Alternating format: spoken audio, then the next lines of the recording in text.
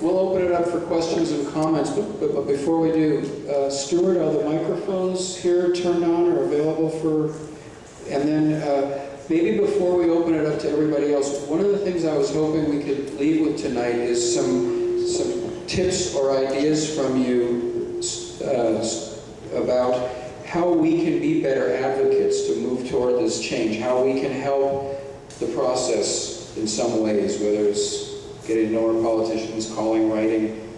A few tips about that, and then we'll open it up. Thank you. I'm happy to do that. No, oh, you mean about the, tips? Okay. Okay. I was asked to perhaps, politically how that might, how to be good advocates. Yes, that's what I think the first thing that has to be done is remember this. There's some iron rules of politics, okay? First, people do things for their reasons, not yours. I want to repeat that.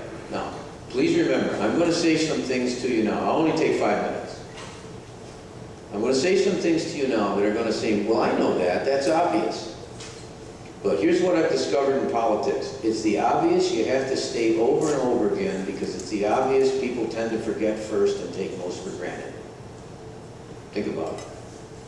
What you know and what's obvious to you may not be obvious to somebody else. Take the South Maui sustainability. Some of you have been living with this day in and day out for not months, weeks or months, but for years. But not everybody has. And not everybody knows, and not everybody believes it because a lot of people are discouraged and demoralized. And they feel their vote, let alone their voice, doesn't count for anything. So remember, people do things for their reasons, not yours. Now, how this works politically is people vote for you, not for your reasons, but for their reasons. You have to approach them on the basis of what you think they think advances their interests. And if your interests and theirs coincide, well, that's terrific. You already know your reasons for doing what you want to do. You can have a myriad of reasons why you're for South Maui and sustainability and its mission. And not everybody here, by the way, tonight subscribes to that, by the way. You already know your reasons. The question then is, how do you get the other person's reason? Let me give you an example. When I went to the Congress, we gotta catch the plane, God. Okay, I'll stop. Just this good. When I went to Congress, there were 435 agendas there. I was one of them. But the other 434 didn't have my agenda, and they weren't there because of me. So I had to pay attention to 434 other people's interests and knowledge and approach in order to get, in the hope that they would say, oh, Abercrombie understands my problems, understands my situations, I know what he wants, but more importantly, he knows what I want and what I need. Maybe I can help him too. So that's the principal thing I think you need to remember is whatever goal you have, remember, when we're trying to convince others about it, look at it from their point of view, especially if you think they're wrong. That's when you need to be not clever or a smart aleck, but that's when you need to be sensitive to what that is to see how can I present what I would like to see happen in a way that attracts them saying, oh yeah, I really want my job. For example, I'm scared I'm going to lose my health care. I'm scared I'm going to lose my job. If we go in this direction, will I be out of work? Will my family, I'll be unable to feed my family. You've got to present whatever you want to achieve in such a manner as to say, no, we're going to be able to preserve your security. We're going to be able to give you a way through in a new path that's going to be even better than what you have right now. The last thing then I want to remember is that a rule.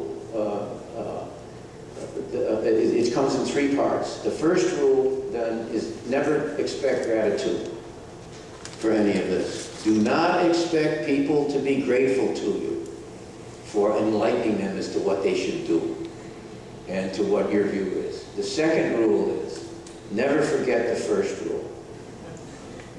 Never forget the first rule. And the third rule isn't worth repeating.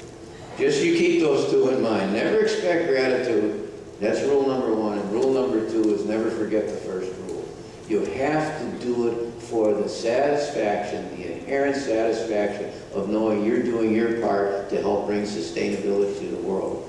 If you can't do it because you believe in it and because you believe it's in everybody's interest, and you're doing it because you want some self-satisfaction, or you believe that you'll achieve something that somebody else didn't, believe me, it's going to fall apart because people will see through it that it's about you and not about them.